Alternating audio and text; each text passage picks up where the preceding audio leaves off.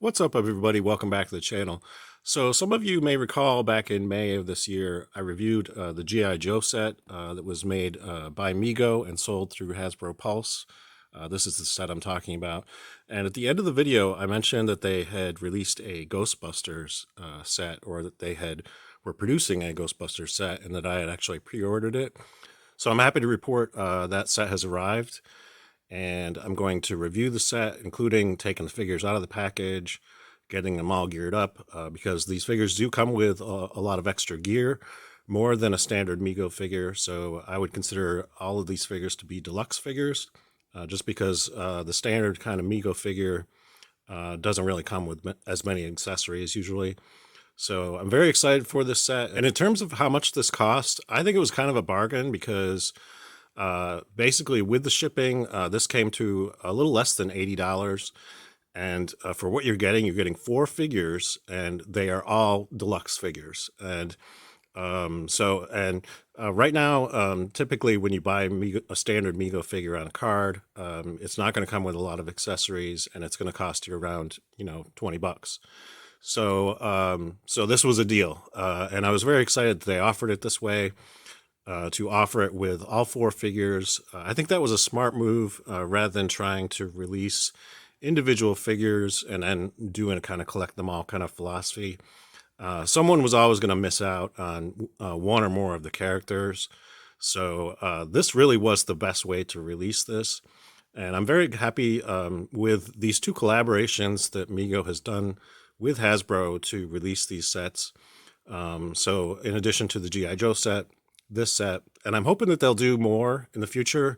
So we'll see what happens. So in terms of the packaging, as you can see, it's kind of like a wide package, and it actually has the slipcover over top of the inner packaging, very much like the G.I. Joe set. So you just slide that off, and like the G.I. Joe set, this one is done with the philosophy of trying to reduce the amount of excess plastic that's used in the packaging. So as you can see, there's no window here. So this is the windowless kind of package. And in terms of the ties and everything, I think everything is made in such a way where it's recyclable or biodegradable in some kind of way. And I applaud their efforts in terms of, making this happen. There are some drawbacks of it, though. What I noticed on this set and also on the G.I. Joe set is that they used a cardboard that's maybe a little bit too thin. I think maybe they should use like a little bit thicker cardboard, just because this runs the risk of it actually getting damaged in shipping and so forth. So as you can see, there's little bends and so forth where the packaging has kind of like bowed to the stresses of shipping. So in the future, what I would recommend is that they use a slightly thicker cardboard just for these sort of larger sets. When you get up to a certain size, you really need to use packaging that's a little bit more durable in terms of, protecting the actual package, especially when it's going to be shipping. So as you can see, all 4 Ghostbusters are here. You got Peter Venkman, Ray Stantz, Egon Spengler, and Winston Zeddemore. So really fantastic, and they got pictures of all the characters. And you'll also notice the Mego logo is here, and then also the Hasbro logo is over here. I think that's the case, even though this is manufactured, I believe, by Mego. The Hasbro is there because it's sold through Hasbro Pulse, and also I think the licensing agreement that is done in order to produce Ghostbusters toys is probably through Hasbro rather than through Mego. So it's sort of a cooperative kind of effort. But this very much looks like typical Mego packaging in terms of the graphics and everything. So you've got pictures of the characters here, and then you've got pictures of the action figures in kind of a sort of a dramatic situation.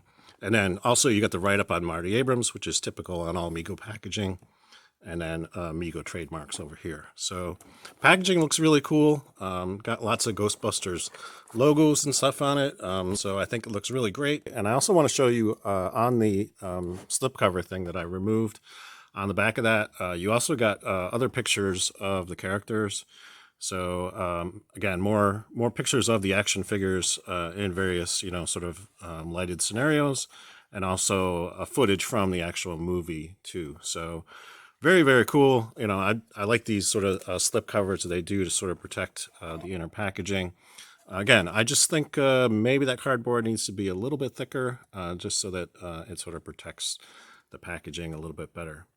So I think it looks fantastic in the package, but let's go ahead and get these out of the package so we can take a look at the details up close. Okay, so we got the figures out of the package now. And as you can see, it comes with a lot of accessories. The small accessories are actually packaged in this little box, which is sort of twist tied to the inner packaging as well. So that kind of keeps them safe and from flopping around in there.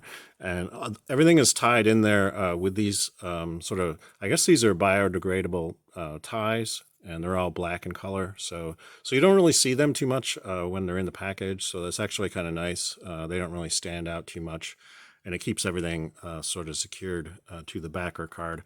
And the backer card is actually quite spectacular too. You can see it sort of depicts that final scenario from the end of the movie where they face off against Sigourney Weaver's possessed character, and these two dogs are represented here. So looks really great. So very fantastic as a sort of displaying piece of cardboard. So that's really cool. And in terms of the figures themselves, let's start over here with Winston. And you can see what it looks like when it's fully outfitted.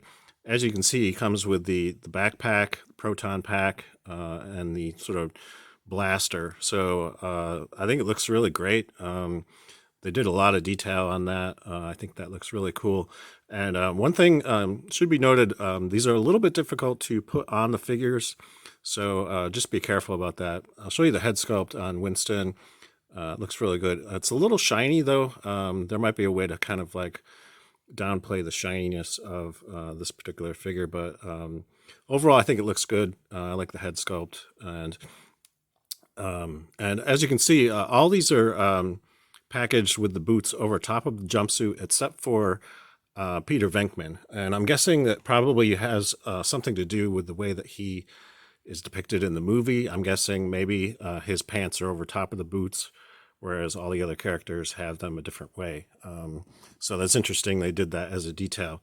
In terms of the proton pack, I left it off of Venkman so I can show you some of the details in terms of what it looks like. And the separation point is here on the side where it detaches, so you can actually put it on the figure. And as far as I know, the only way to get it on there is to thread the legs down through this part. So you will need to do that in order to put it on the figure and sort of extend the arms backward and put the backpack on that way. So, but very cool looking accessory. And again, there's 4 of them. So each one of them comes fully outfitted for battle against the ghosts. And as you can see, that sort of ports in there on the side of there. And you can see what the detail looks like on that. Looks very cool. This is made out of a very kind of like rubbery plastic. So hopefully it's not prone to breaking over time, but at least it's not rigid. I'd be kind of worried if it was, done in a rigid plastic, it might be very prone to breaking. So, but yeah, it looks really good. And obviously it just sort of ports into that little peg on the side of the proton pack. So looks really cool. And each one of these figures also comes with this belt. As you can see, there's a lot of nice detail on that. So each one of the figures comes with that same belt. And also each figure also is equipped with the ghost catcher too. So you can see some really nice details on this accessory too. I noticed the figures have a little bit of trouble holding onto it just because the handle on it is very small. So, they can kind of hold it, but it has a tendency to slip out. So just keep that in mind, that it's not necessarily going to hold on to it particularly well.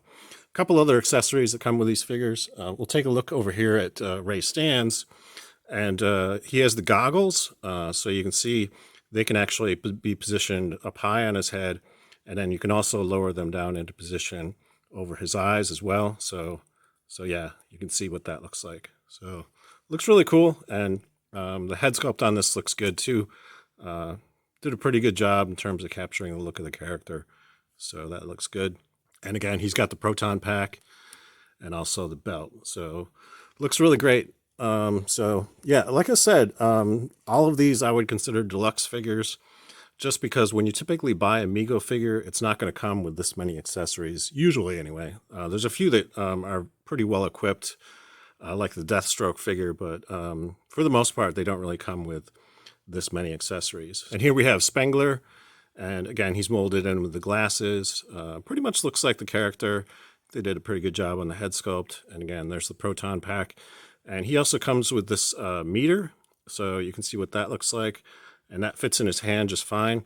And I also noticed on the back of the belt, because there's a little peg on this meter, it actually will fit on the back of the belt here. So you can actually just peg this in here like that. And that allows you to stow it away when it's not being used. So that's a cool little detail. I don't know if everybody knows about that.